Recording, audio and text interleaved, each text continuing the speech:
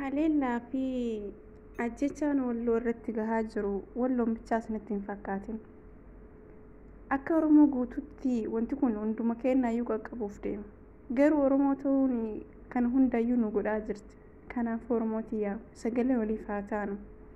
Hanga warroonni sagalee guddaa qabdan, warroonni sagaleen keessan isiniif dhagahamu hanga yoomii cal'istani? Oromoon eenyuun qaba? Wallagga eenyuun qaba? Oromoodha bar. Oromummaa isaatiif ajjeefamaa jira. Oromummaa isaatiif buqqifamaa jira. Garuu hanga guyyaa deemtee haadhaaf abbaa kan kee kasi dhala qofa bira geettu eeguun qabdu. Innis kan du'aa jiru obboleessa keeti, abbaa keeti, haadha keeti waan ta'eef. Maal Oromoo kooliif haa birmannu? Hanga yoomii dhumanna? Hanga yoomii warra imimmaanii bichaa taana jireenya keenya gubbaarratti?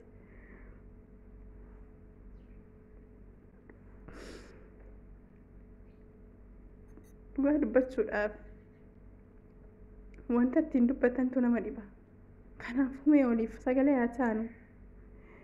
Oromoon walloo qofa jennee ilaaluu hin qabnu. Oromoo Arsiitti, Oromoo Bahaa, Kaabaa, Kibbaa keessatti hundi isaatu Oromoodha. Oromummaa qofaadha. Yakka biraa dalaganiiti miti isaan bichaan addatti waan Oromoo ta'aniif qofaadha kan dhumataa jiranii. Ati eenyuun eedda? Ati eenyu? Maaliif sagalee hin taaneef uummata kanaaf? Eenyuun eennaa? Hanga yoomii obsinaa? Hanga yoomii teennee boonnaa?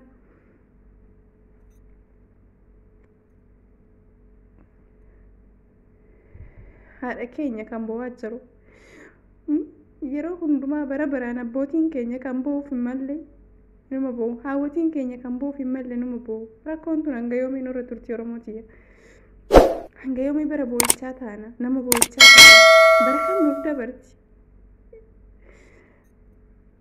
Bara hundaa warra bo'icchaati, warra gaddaati. Oromoo keenyaaf takkuu bariitee hin garree. Walitti jedhistaa jirra, walitti ilaalaa jirra. Hanga dhuftee ulaa balbala keessanii daddooftutti hin eegine atis ka'ii birmadhu. Ka'ii sagalee ta'e yaa ilma namaa. Warri sagalee guddaa qabdan, warri sagaleen keessan dhagahamu maaliif jedhistani? Eenyuun eenna? Yooma eenna?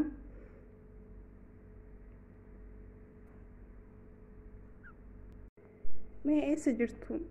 Yeroo uummanni akkanatti dararamu kan, yeroo uummanni akkana dhumatu kana eessa jirtu? Mee abbootiin, aangootiin, sheekotiin, qeessotiin eessa jirtan? Warroonni sagaleen keessan dhagahaman eessa jirtan?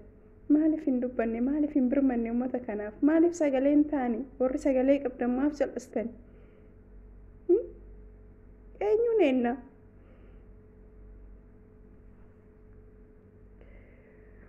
Oromoo kutaa 11 keessaa kutaan takka tuqamte jechuun kutaan hunduu akka hokkolu beekuu qabdan.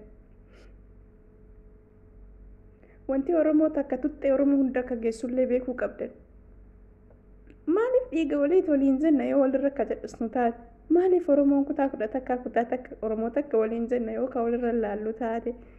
Yoo ka waliif hin dubbanne, waliif hin birmanne taate? Abbootiin amantaa akka amantaa teessaniitiin ka'aa dubbadhaa hundi keessanuyyuu. Lammii keessaniif dubbadhaa, saba keessaniif falmaa. Warri sagaleen keessan dhagahamu maaloon jal'isina? Hanga yoomiiti? Tokko boon Oromoodhaaf hin maltu. Yoo gaddines waliin gaddina, yoo gammannes waliin gammanna. Oromoon fira hin qabdu wal malee. Waliif iyyaa, waliif dirmadhaa Oromootiyya. Wallaggaan akka fira hin qabne, akka abbaa hin qabne, akka haadha hin qabnetti ajjeefamaa jirti jechuudha. Yaa uummata kiyya, mana tokko keessa nama 9, mana tokko keessa nama 10. Haati ilmoo duratti ajjeefamaa jirti. Haati ilmoo dura gudeeddamaa jirti. Ilmoon haadha duratti ajjeefamaa jirti. Haadha dura gudeeddamaa jirti uummata Oromoo. Osoo ijaan agarruu qabeenya uummata Oromoo saamaa jira. Osoo ijaan agarruu lafa ummata lafarraa ummata duguwanii lafa Oromoo fudhachuudhaaf tattaafata godhaa jiran. Maaliif callistan?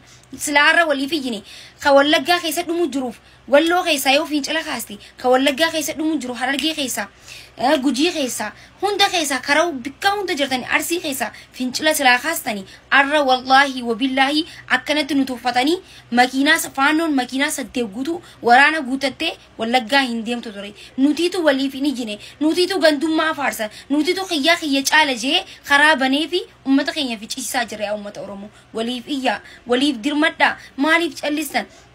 Dakka Oromoon bara akka bara biyyi kana daqaa hadhateen beetu. Oromoon duraan ifirraa hafee bar nama biraa nyaachisti Oromoo jechuun. Arra garuu Oromoon dhabdee lafarra gangalataa jirti Oromoon. Yaa uummata keenya akka bara Abiyyi kan arkeen beekan Oromoon akka bara Abiyyi kan ciistee rafteen beetu. Takkiinuu bilisummaa isinitti fakkaate gabrummaan kun haa ta'u hin beene namni Dubbiin gara dhiyaa maaf dhabe furmaata namuu hin dubbatu maaf jal'isu laata guyyaa ayyaanaa kan namni kolfee taphatu guyyaa sangaa qalanii firri waliin nyaatu guyyaa gammachuun lammiin koo dhiiga xuruurratu natti ta'ee gaafii naa deebisi dafii waboo ta'e viidiyoo gaafiin koo hundaa fi kan kilaashii